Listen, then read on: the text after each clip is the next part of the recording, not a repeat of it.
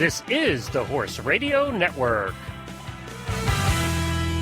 This is episode 141 of the Dressage Radio Show.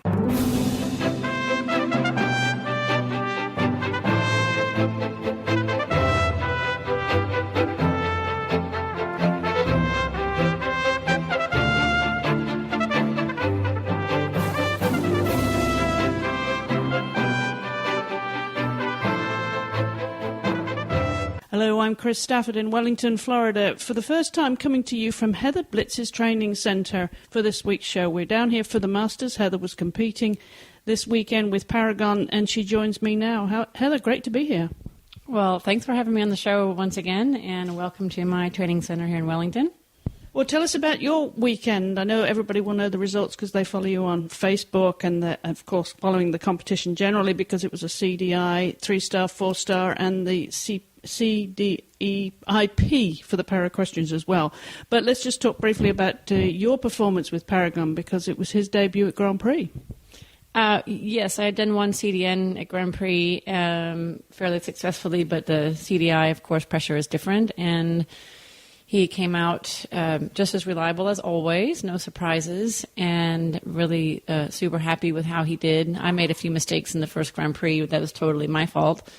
And then the second day, because of the placing I had in the regular CDI, then I was qualified for the Masters the next day. So I got to repeat the Grand Prix the very next day and kind of clean up my mistakes, which we did. So just super happy with Paragon. He's such a young horse. He hasn't even actually turned 9 yet, and he's performing like a horse two years older than his age. So couldn't be happier.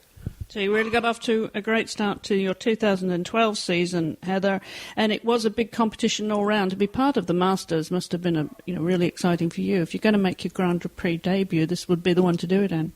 Yeah, might as well start big, right? That's the way I roll.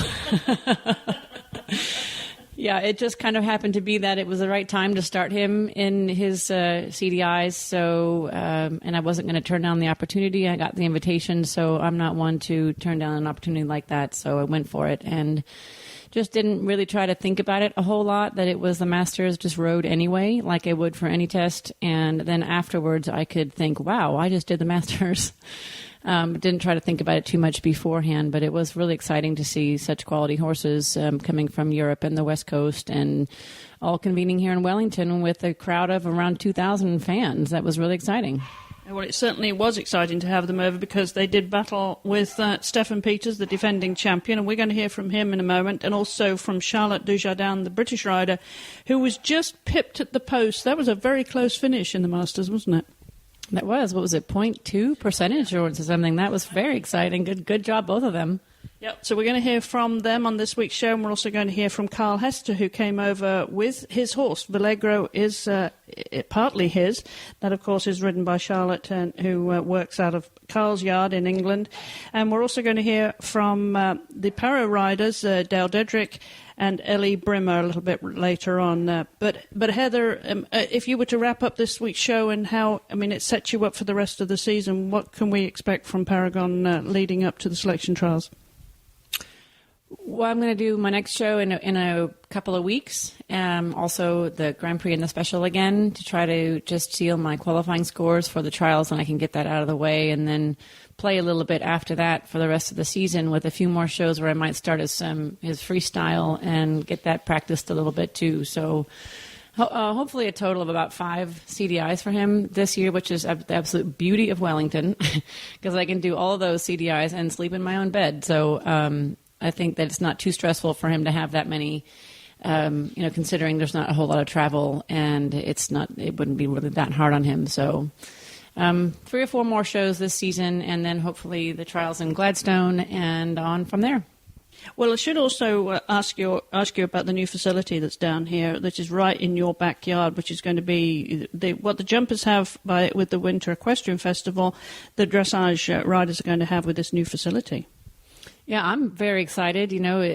Selfishly, it's just around the corner from me, so of course I'm thrilled about that. Talk about convenient. They're putting in top-class footing, and the whole grounds is just going to be very competitor and spectator-friendly. So really excited about the new place. Yeah, it's wonderful to be down here watching all this develop for the dressage community, and we'll be bringing you updates on the show as that unfolds, because they're going to have their first competition here this weekend, so I'll bring you news of that on next week's show.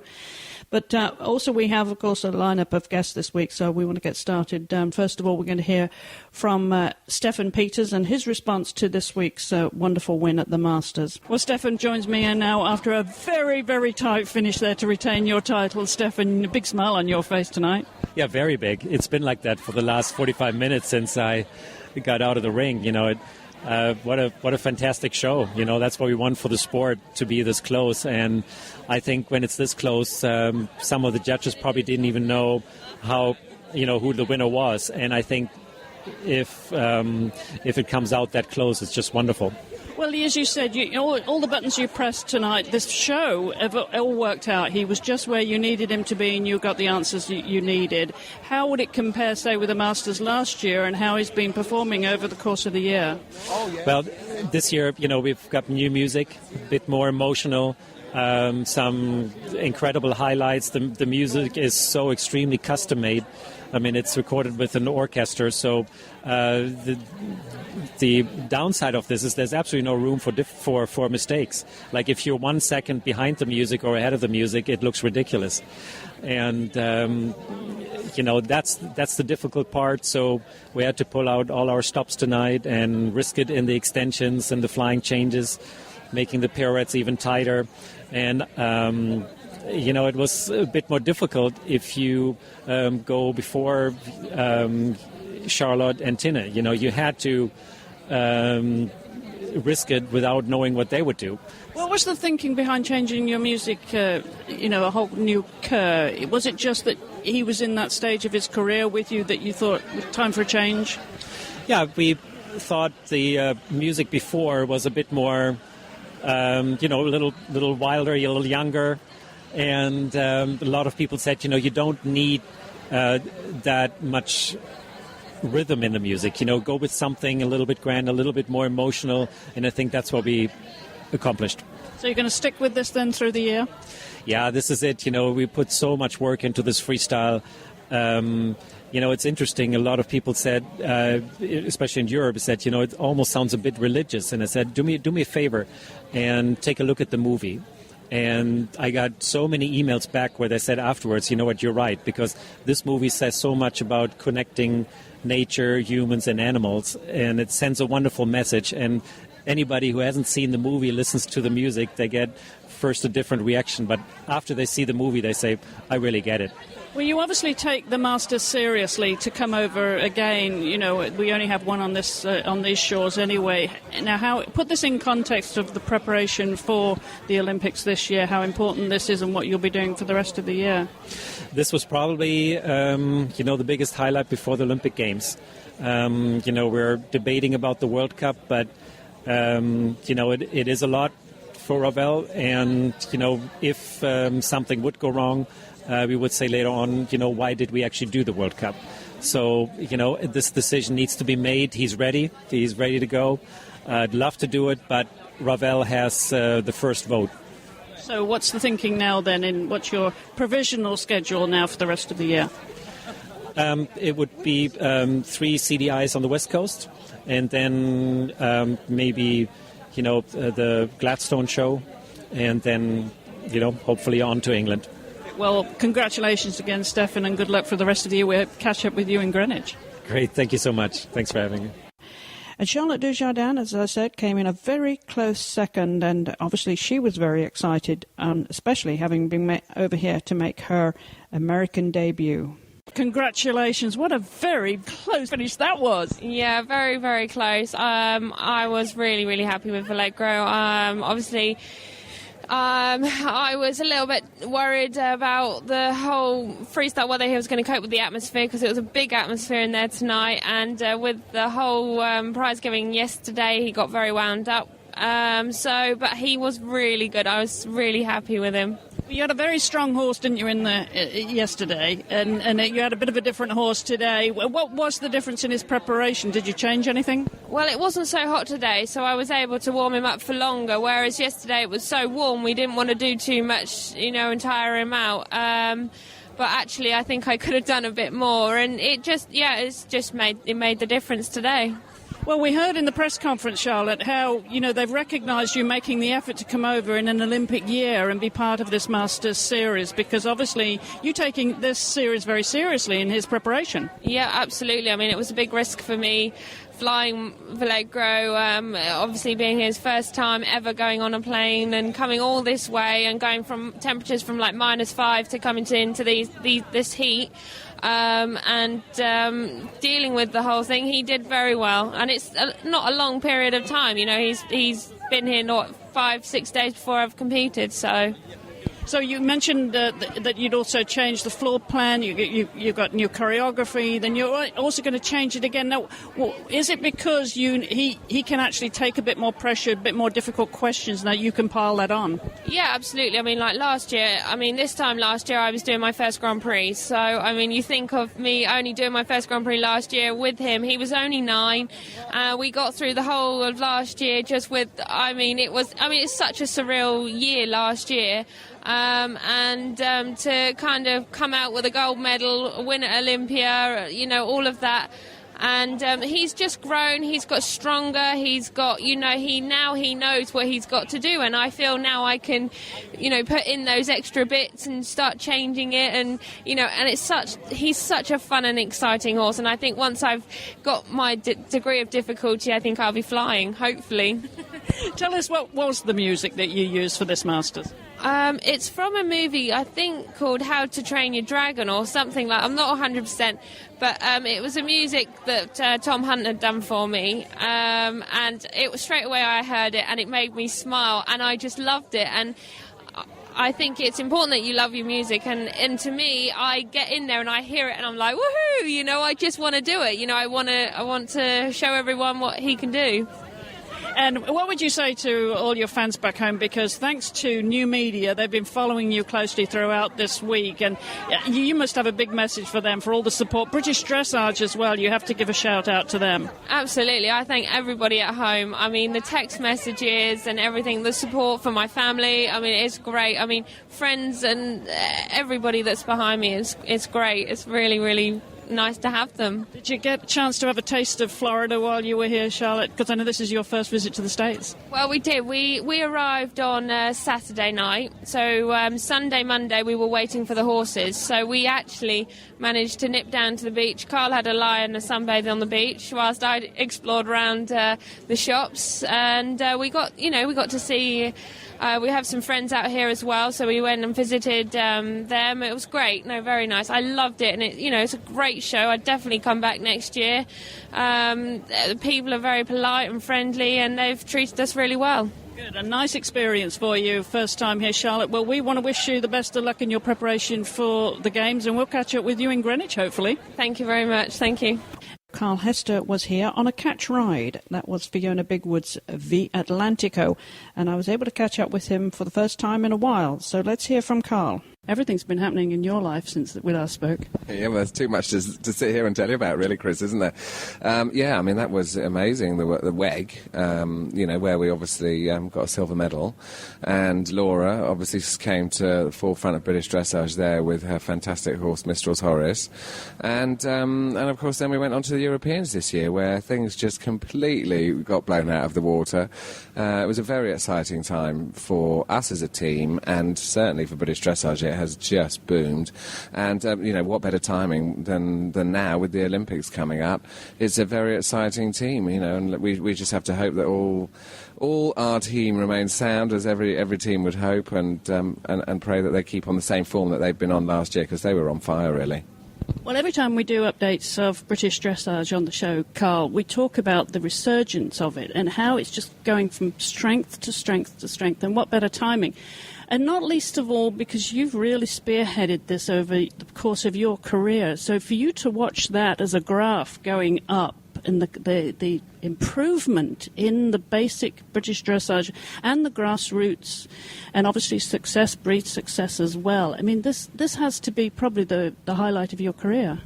Oh, it is the highlight of my career, and I think you're absolutely right. I mean, I have for many years been up and down, bottom, near the top, and then come back up again with this wonderful horse, Utopia. I think, it's been, because it is part of my life, it's been very important that, we've really tried to do something special for our country and to increase membership and to increase awareness of what's happening and actually, for the layman to start to understand what dressage is. It's been a good journey, and seeing, our kids coming up now, the young riders, juniors, as most countries, have much better plans in place for the young ones than we ever did in our day. And, it's just so helpful for us, so brilliant to be able to see them, blossoming at a much earlier age. And also, I think what's happening now is, people that perhaps before couldn't have afforded to stay in the sport are now being talent spotted, being picked, being helped. And, the whole we have a whole range of facilities available now, really, for people that want to get into dressage. And, it was a very fast-growing sport a few years ago, and now I think it's topped, thousands and thousands of members. So it is an exciting time, and, I think due to the fact that, obviously, as you said, success breeds success, it also has brought us media exposure, and, we've had dressage in national newspapers. We have our own TV show now, Horse and Country TV channel over there, that you may have heard about, which is dedicated to all equestrian sports, but it's fantastic to be able to turn the TV on and watch shows from around the world. So it has grown in many ways. And, of course, there are more role models now in British dressage for the young people. When you were growing up, Carl, you had, one or two role models in British dressage? Well, yes, there were. I don't know how to put that. I think you probably end up, when you want to do a sport like as big as I wanted to do it, you probably look globally for your role models. British dressage team, actually consisted of 4 ladies who were on the team for many, many years. I mean, they have been wonderful. And I mean, Jenny Lauriston-Clark particularly, we'll all remember for Dutch courage and winning Britain's ever first individual medal, actually, back in 1978 that was. But they were, I was actually on the team with them when I started, and, it was the changing of the guard then, really. Annie MacDonald Hall, some of you may remember, came along, and suddenly things broke free, really. But obviously it took a long time for us all to get together as a team, to gel, to learn about training, and make it the success it is today, really. Well, it certainly is, and it's great that you're getting media attention from outside of the sport too. Who would have thought? Yeah, you're right. I mean, Dressage got into The Guardian. I don't know if you know what The Guardian is. The Guardian is one of the most difficult newspapers to actually get a link into. And they came and made a video, and, they asked questions, and so it was a really informative piece that went on their website. Well, that was a start. Everyone was like, well, it won't go any further. Then it made the newspapers. And, they have to. I think, the excitement in England with the Olympics growing, and what they've done is looking for potential medal hopefuls, looking for which teams are going to be winning medals, and of course it's getting huge stories over there now, so it's fantastic to be part of it. I mean, for me particularly, having ridden for England for 20 odd years now, and as I said, I've been on the teams at the bottom and sat there thinking, I wonder what it's like to win, it must be amazing, and just going home and getting used to the fact that you didn't win. Winning's lovely, it's not everything, but it is absolutely fantastic, and I can't think of a better time for British dressage to actually start winning, obviously with London coming up this year. But with the kind of successes you've had, as you mentioned, WEG and then the European Championships, and going into the Olympic Games on your home turf, there's obviously a level of expectation there. But with the experience that you have, Carl, you probably think, OK, this is just part of it, I can handle it. And does it raise your game? Does it help give some buoyancy to everything? Yeah, I mean, it will be interesting because, like you said, there haven't been expectations. Europeans this year, I think we were so up for it, and it was interesting. People saying we were going to win gold, but I think that we all actually, as usual, thought, being British, a medal would be good, but I wasn't going around saying, we're going to win gold, we're going to win gold. But, maybe we should have that belief now because we've done it. And yes, the country and the media are saying, it's the strongest team on the planet. You're going to win gold. And it'll be interesting to see how the pressure works. I mean, I think I'll be fine. I hope I'll be fine because I have been doing it a long time. It'll be interesting for the two girls if they're on the team. Young girls and haven't had this kind of exposure and pressure before. But, they're also tough. They have ridden now on a championship. They do know what it's like to be told, go out and get that score. That's what we have to have.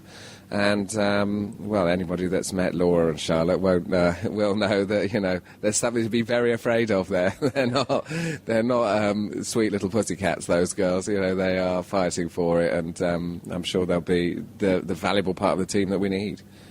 Well, let's look at your partnership with Utopia. Obviously, it's just a dream partnership that's just getting better and better, and coming to the peak of his career, I would imagine, Carl, in terms of his training and where you are now going into Olympic Games. You couldn't really have a better position to be, better saddle to be sitting in, I wouldn't think. Well, I agree with you. I mean, I think Vallegro, actually, because, he's my other horse that I own, that Charlotte's riding, I think potentially he really is the gold medal ticket. Utopia has this wonderful way of going when I ride him. I love that about him. He's so relaxed and he's so simple to ride, really. He's just, and I've ridden him for 6 years, and the only thing I have to think with him all the time is keeping him a little bit more excited about the shows. I can't do too many shows then because he's just this chilled-out person. Shows don't excite him. They're just like, oh, we're here. He's very happy on the first day, and on the third day he's like, any chance of going home now, I'm bored. So I do have to be careful not to overshow him, which, he's never let me down. And, so I do trust him in all situations, but it's very important not to override him. You're right. I can't think of a more wonderful horse to sit on. He's elastic and he's got those highlights that, if you know about Utopia, you'll have seen his extended trots where he gets all these tens, and it's like flying. And, I never do those things unless I'm in a test anymore. So, I mean, it's actually a treat for me as well, because I haven't done an extended trot from one show to another. So, I always look forward to showing. Well, that leads me right into my next question, Carl. What you're knowing him as well as you do, knowing what you need to do, what buttons to press leading up to a major championship. What is your strategy, your team expectations? Do you have to fulfill some competitions as part of the selection process, or can you do so much your own thing in preparing for the games? Well, so far we've really been allowed to come up with our own plans and ideas, and obviously then the selectors look at what we want to do. Vallegro's here now, having just done Olympia, and the World Masters here in Palm Beach. So those two shows together, I mean, he had over 80% in his Grand Prix in Olympia, so I mean, if he could do that here, really then I will give him a break until April, so he won't come back out again. Utopia actually is at stud at the moment now because he needs to get that all out the way before the season commences this year. So they will both not compete really till the end of April, and as long as we do 3 major shows or 2 major shows and the scores come off first time, then we would be fairly safe, because those 3 horses do stand apart at the moment from the rest of our up-and-coming horses. Although we have some very good up-and-coming horses, they're not at the moment quite in that same bracket score-wise. But, you can still be proved wrong. You keep you on your toes, because you never know who's coming up behind you, really. You never do in this sport, and you've probably seen that since you've been over here in Florida watching some of the American-based horses. Well, I had a hell of a shock yesterday. I mean, I saw Heather Blitz and Paragon, and, that is just the most sensational horse. I sat there and watched this horse, and very normal horse, just moving around, trotting, warming up, and sort of had one eye on him because I'd heard about him, but didn't really wake me very much. And then suddenly, he comes into gear, and I mean, that is a fantastic prospect for the USA team. I mean, what a horse. Haven't seen something like that in many years. Just sensational. So here we are, enjoying some Florida sunshine, and you had a look at the prospects over here for international prospects that are based over here. Going back to Europe, will you stay in England to do the final preparation, Carl, or do you go over to the mainland? No, we stay in England. I mean, Charlotte and I work together now, so, basically it's better for our horses. When I'm in England, obviously the horses are in my environment. I can turn them out in my fields quite happily. They know where they are. There's no, or much less chance, should I say, hopefully, of a risk or injury. So we'll just stay at home and just take them away to do their show. I mean, we do this in 1 week. We'll leave home on the Monday, arrive at the show on the Tuesday, compete, Friday, Saturday, Sunday, and be on the ferry Sunday night and back home again. And it's as far as I'm concerned, it's a much happier way of keeping them. I don't like them being in strange stables in other countries and getting used to different customs and different languages. It just doesn't suit them. I think they're much more. This year it's all about England, and I'm keeping them in England, so that's all they're going to hear up until the games. So enjoying some Florida sunshine, enjoying a little bit of downtime while you're here with just two horses to work, but a little bit of spare time. Yeah, I'm doing some teaching, so, I've got a couple of students also riding here. Shannon Duchek, she's been with me, and Yvonne Los Ostermuniz has Liebling here, who is my former rider at WEG. So she's just getting together with him, trying to do a last-minute dash for the Olympic Games. So I've got a few people that demand a bit of attention. So, that's all part of being at a show, isn't it?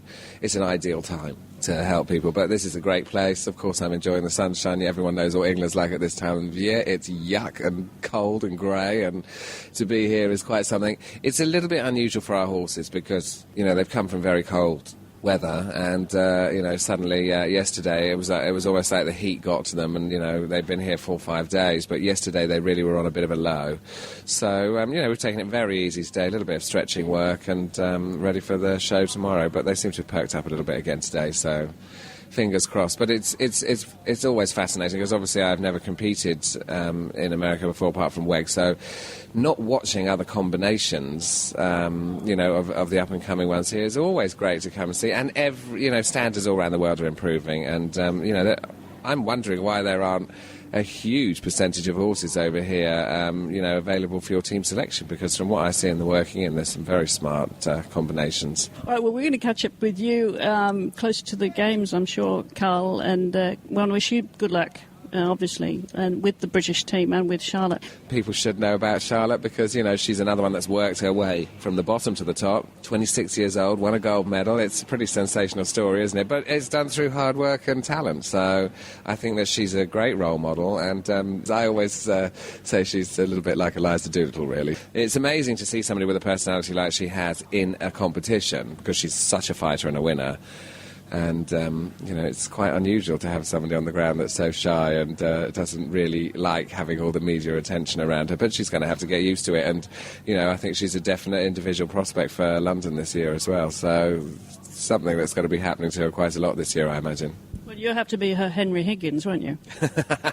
I will. A younger one, I hope. Definitely a younger one. Carl, thank you so much for joining me. Thanks, Chris. And also, during this past week, we watched the para dressage riders compete in their first international here in Florida. And Ellie Brimmer, who was a big part of para dressage in this country, was able to give us an overview of what this weekend looked like for them. And we're also going to be hearing from one of the riders also competing this weekend, and that was Dale Dedrick. So let's hear from Ellie. Ellie, welcome to the show. You haven't been here before. No, I have not, but I'm a big fan of your show, so I'm excited. Thank you. Give us an overview, if you would, Ellie, of what this show means to you guys in terms of the schedule and the Olympic preparation. Well, Noreen Sullivan was very kind to have 2 CPEDI 3-stars hosted back-to-back at Jim Brandon Equestrian Center, and these were very important to us because the end of this month is the end of the international ranking for Paralympics for countries. And so who gets slots is dependent on where we're ranked in the world. And so it was very important for us to put forth a good team effort to ensure our spots for the Paralympics, which unofficially we have, say. So that's very exciting for us to know we can send a full team to London. Okay, so that obviously is critical in terms of qualification and so on. But let's talk about the range of classes that you had here this past week. Well, there are 5 grades because 1A is split into 2 grades. So it's 1A is the most disabled. That's a walk-only test. Usually severe disabilities like MS or similar things. And then there's a grade 4, which is the least disabled, which is somebody like James Dwyer, who was here, who's an Irish rider, and he's got a single missing leg, so he shows up to Pre-St. George and able-bodied, and his test is equivalent to 3rd level, roughly. And I'm a 3, which is a little middle down the road, which is step down, which is multi-limb impairment, and I have cerebral palsy, which affects my left side. Now, have you had your cerebral palsy all your life? Yes, and I've ridden all my life. I just switched to dressage about 3 or 4 years ago. I come from a fox hunting and hunter-jumper family, so I did that growing up, and then I kind of fell into dressage, and I've really enjoyed it. You're a bit of a rebel, then. Yeah. My mom puts up with me, although she loves my Holsteiner and keeps threatening to take him and jump him. But, yeah. So let's talk about how the competitions unfolded then this week. As we said, it's a big competition. Let's talk about some of the prominent riders and their successes. Well, we had the top riders from Canada come and field a team, and we also had a great number of U.S. riders turn out, and we also fielded a team. So we had 2 teams for country competition that went head-to-head. And Canada was top the first week, but U.S. Won the second week, so that was wonderful. Again, James Dwyer from Ireland is a great individual rider. He was here. We had 2 riders from Finland, one who is very highly ranked within her grade. You'll have to excuse me, her name escapes me. And we had a 1A Japanese rider who had been to the WAG who was here as well. Sandy from Bermuda, he was here as well. And Fernanda from Mexico was also here. So there was a very diverse turnout from countries, which was really nice to see. Something I don't think you get as often in the able-bodied CDIs, which was really fun. Well, I'm just comparing it, really. I mean, we had 1 or 2 overseas riders in the able-bodied in the Masters that we were talking about on the show this week, but this is amazing to get that sort of international support for paras. Definitely. It's really wonderful just to have so many people from so many different parts of the world come together, and it's a really unique thing about para competitions, I think, because we have our opportunities are limited, so we really try to work with what we have and really try to send people places, and we get to go to so many unique places and meet so many different people. It's just fabulous. Well, let's talk about your performance, because you were here with, did you have 1 or 2 rides? I had one ride. I'm down here for the whole winter, so I only brought 1 horse. He's really, I think, going to be my big international horse. I just got him this summer, so I'm really working on clicking with him and getting things up to speed. I finally got my qualifying score. It's been kind of a slow going for me, but I ended up with a 61 in my individual tests this week. So I was really happy with that, and I feel we have a lot to improve on, and we can only go up from here. So it'll be great. So how many classes did you have to ride in then? We ride in 3 classes. We do a team test the first day, an individual test the second day, and we also do a freestyle. So three tests each week. So it's it was really good. And the individual test is always is a little more challenging than the team test typically. But even if you're not on the team, everybody rides the team test. So that's nice. Unless you're in a major international competition, then just the team riders ride the team test. Now, what kind of prize money are we looking at here and awards? We do not receive any prize money, so that's just, we're just here for the joy of it. We did get some very nice, since I was the only one in my grade, I won, so I did get some very nice coolers, which was really fun. And we get ribbons, of course, but, really there's not a lot of financial gain in the para-equestrian sport. It's just for the passion of it. Now, is that typical then, for a competition of this level and significance, that you wouldn't get any prize money? Yeah, that's fairly typical. I believe that Del Mar Dressage Affair has had some prize money donated, so there'll be a small amount of prize money, but I'd have to look it up to know the exact number, but it's fairly typical. Yeah. So everyone needs to be self-financed, obviously. Yes, or a lot of people work to find sponsors or things like that, and so it is very challenging because we aren't for the most part, we are not professionals. We're amateurs who are just doing this for the passion, and we're lucky enough to be able to compete on an international stage. But we really have to find the financing ourselves. So typically then the riders that were competing this week, as you say, they're amateurs. How much riding would they get in a week then if they have a regular job to do? It depends on the person. With me, I'm a little different because I'm still a student. I'm kind of in between graduate programs, and so I get out about 5 days a week and still ride and do full training. But I know a lot of people, go after work. They work a full 40-hour week and then go to the mart, and you're just still trying to train a full training schedule with your horse because you have to keep that work and stay that accurate with your rides. Now, you do take it seriously because you come down here from Minnesota and base yourself very sensibly in the sunshine of Florida for the season. Mm-hmm. It's my first time doing Florida. It's really exciting. I've never really spent any time in Wellington before because when I was with Hunter Jumper, we always went West Coast. And my mom's actually showing up in Hits Thermal for the whole circuit, so we're showing opposite coasts this year.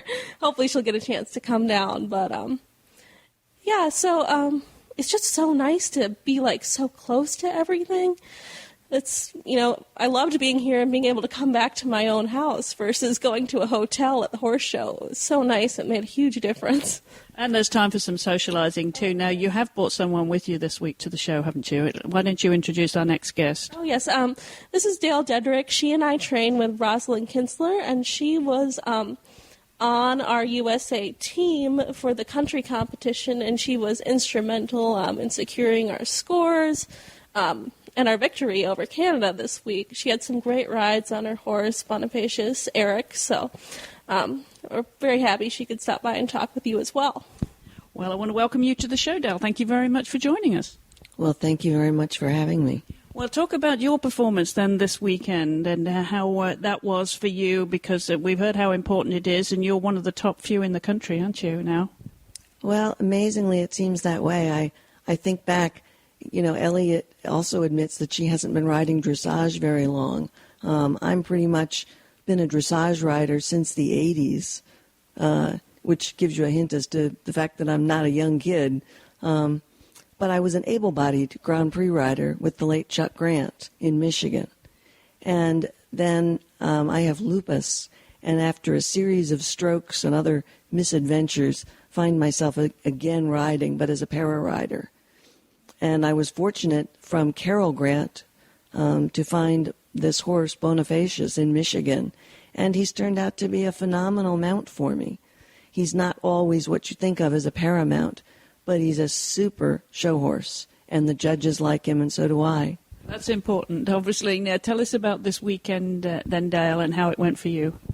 Well, the horse and I started with para-riding in June last year, so this is our 10th horse show this weekend. And so he and I are both very new to this, and between Roz Kinsler, our coach, and I, we're still working out the kinks of how to get him ready for the show ring as well as possible, and we play with different things regarding frame and how much collection to ride. It's a little bit awkward because the para tests are all written for working gaits, and yet the judges seem to look for more frame than you would present typically in a working gait, and they ask for turn on the haunches, which is never done in working walk. But there is no suggestion even that you collect the walk before the turn on the haunches. So it's a little bit awkward working within some of the parameters. And so we've been working out those details. That being said, we've gotten very good scores, and scores are continuing to improve. And we've gotten some very good suggestions from the international judges as to how they'd further like to see the horse presented. Well, obviously that's constructive feedback for you in your preparation. So unpack this weekend for us. How were the classes and how did they ride for you, and where did you finish up? Well, my scores this weekend were always in the 70s.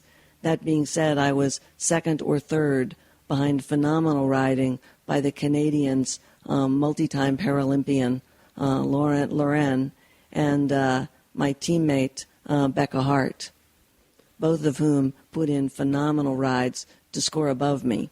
And I really don't mind being beat if it's by a teammate. So to put this in perspective then, Dale, as how the important this competition was for you in going forward now towards the London Olympic Games.